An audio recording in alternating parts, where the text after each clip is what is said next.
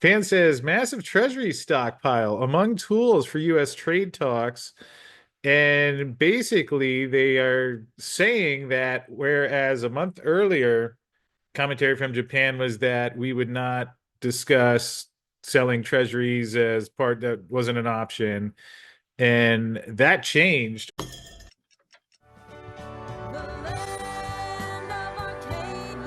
Well, hello there, my friends. Chris Marcus here with you for Arcadia Economics on an exciting Federal Reserve Wednesday. Obviously, things happening outside of the Federal Reserve, although as you can see here on CNBC, the S&P 500 little changed as traders await the Fed decision.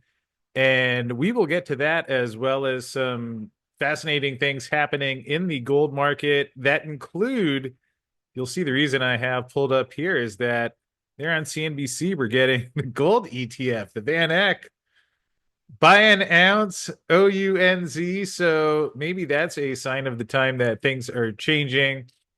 Although, as I guess we could say once and then just revisit it 5 or 10 years from now, although to the degree that it's fun to think about and cover these things as they happen, underlying perhaps everything that one could discuss about this entire situation day after day is that ultimately, if the US Treasury stops to function as an effective store of value, especially for the oil market, which, as we've talked about, it seems like the dynamics are certainly putting pressure on it heading that way. Then if that role has to be filled by gold, and of course, you could even say that maybe that's a natural evolution.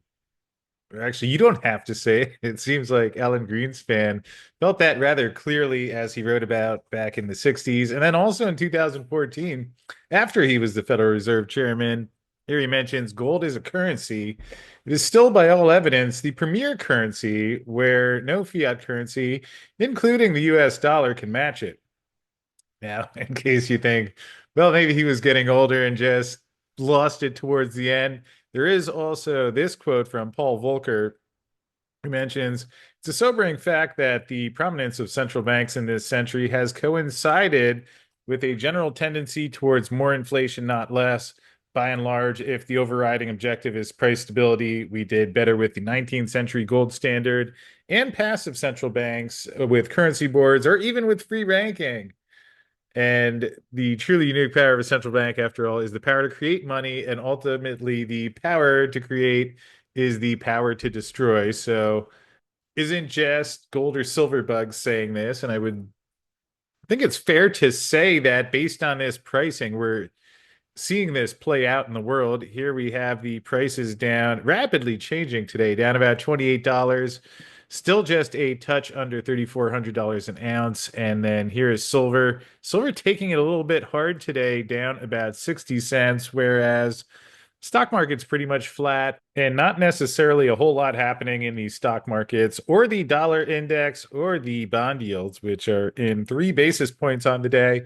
Although, as obviously you're aware, we do have the Fed meeting coming up by if you're watching this during the debut, you'll be less than an hour away. Of course, very exciting, where it seems like they're largely on track to stand put at this meeting.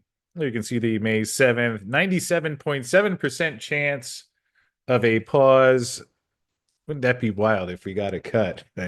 Because Donald Trump would be happy. Price didn't pause for the next 2 meetings.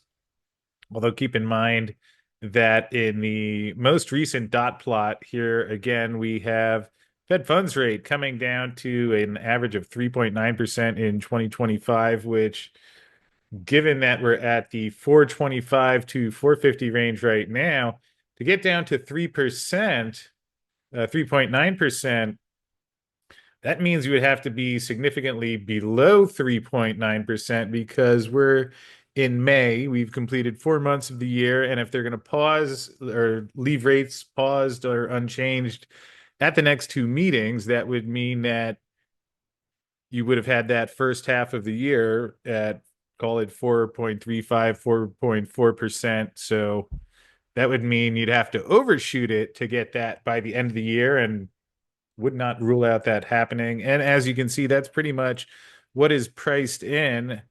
They're getting to the 350 to 375 range is the favorite, with another quarter point cut below that being the gets you 63% combined there. So anyway, you'll get a little more clarity from the Fed in just a bit. And then, in terms of the international reaction, and something that I found rather stunning was a story that came out from Reuters. We covered this in the Arcadia Gold and Silver Daily Substack last week, but this was pretty wild because here you can see Japan says massive treasury stockpile among tools for U.S. trade talks.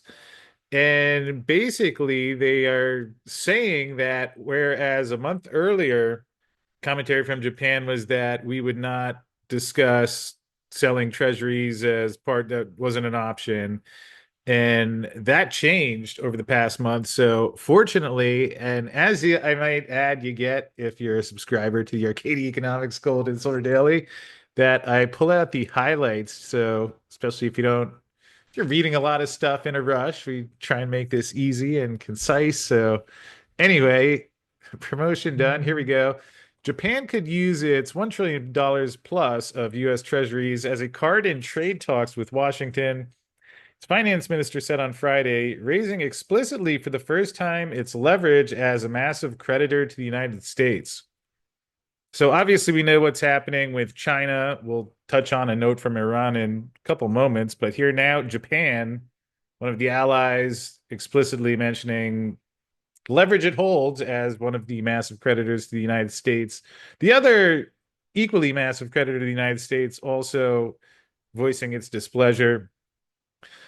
Although while Prime Finance Minister Katsunobu Kato did not threaten to sell holdings, his remarks touch on a critical concern global investors have about what Japan and China, the two largest owners of U.S. government debt, might do in seeking tariff concessions from the Trump administration.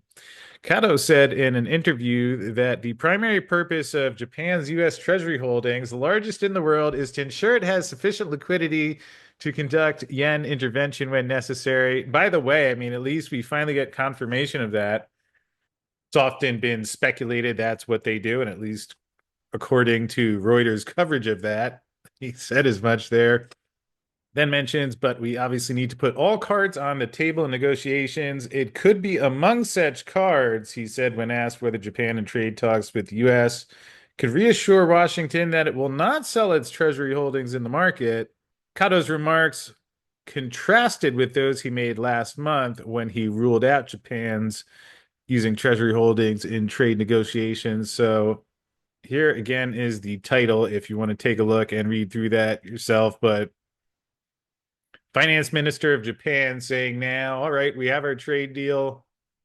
And depending on what the terms are, we may change our policy as one of the two largest holders of your treasuries. So you're seeing these things happen right in front of us day by day. Meanwhile, something else that I have not seen mentioned very many places elsewhere is that there was a meeting regarding resolutions of the Russia-Ukraine war. And just interesting, he had this quote where it seems like Trump was quite upset with Putin, said, makes me think maybe he doesn't want to stop the war. It's just tapping me along and has to be dealt with differently through banking or secondary sanctions. Too many people are dying. So that, and certainly the last part I would agree with, it's tragic. The stunning numbers of people, anytime I see an estimate of how many are dying, and that is tragic from the financial perspective that we've seen what happened when Russia was sanctioned in 2022. That led to the start of the record central bank gold purchasing. I would imagine that we probably wouldn't get to this point where Trump is sanctioning Putin and Russia again. I would say if we did, then I would certainly expect the trends we've seen of central banks and governments turning to gold instead of treasuries would probably be accelerated quite significantly. Here we also see last week Trump saying that any country that buys oil from Iran will not be allowed to do business with the US, which, I mean, these countries start to add up. And we will see how that goes. Although interesting, you did get an announcement from Scott Bessent, Treasury Secretary, last week that the United States Ukraine Reconstruction Investment Fund has been established to help the people of Ukraine. Yet here we see U.S. Ukraine signs mineral deals. A deal was inked that will give the United States preferential access to new Ukrainian minerals deals and fund investment in Ukraine's reconstruction, which at least seems somewhat prone to abuse, yet either case will be fascinating to see what happens in the next couple months between the negotiations that will hopefully end that war. Although, anyway, in terms of things that have been going better, fortunately, has been quite a great year for Fortuna Mining so far, who actually does have their earnings coming out tonight after the close. And obviously, this is covering the first quarter where we once again had an elevated gold price, as well as a few other developments from Fortuna during the quarter, where 2 weeks ago they renewed their share repurchase program, something that they were active with last year. And Jorge Canosa, the CEO of Fortuna, who does a regularly call for these earnings and will be joining us tomorrow at 4:30 Eastern on Thursday, live here on the Arcadia channel.